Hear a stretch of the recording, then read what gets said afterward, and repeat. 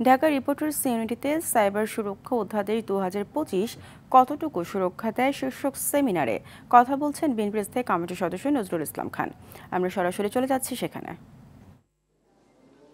ওই ধরনের কোনো বিধান নতুন আইন থেকে বাদ দিয়ে দেওয়া উচিত, এই দাবি যুক্তিসঙ্গত।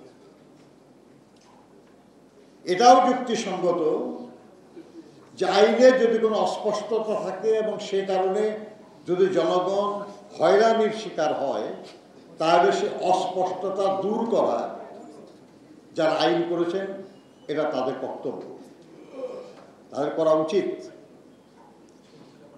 তারা অস্পষ্ট রেখে কিছু লোককে দুর্নীতি অনাচার করার, কিছু লোককে জুলুম করার সুযোগ দেবেন, এটা কোনো আইনের বিষয় হতে পারে না।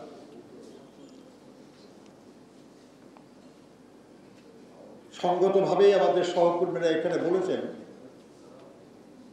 যে একটা আইন কার্যকর করার পরিপূর্ণ ক্ষমতা, এমনকি সেটা কার্যকর করার জন্য যে কমিশন নিয়োগ করা হবে, সেই কমিশন নিয়োগ এবং সেই কমিশনের গঠন সব মিলিয়ে যদি এমন হয় যে শুধুই সরকার এই আইন প্রয়োগ করবে,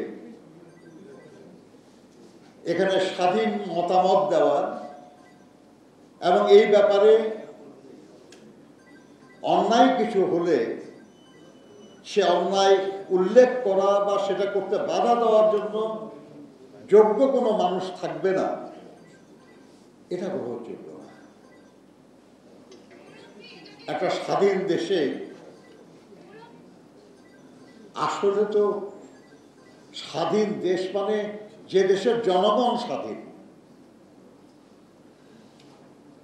ভূমি তো স্বাধীন না, জনগণই দেশ রাষ্ট্র। সেই জনগণ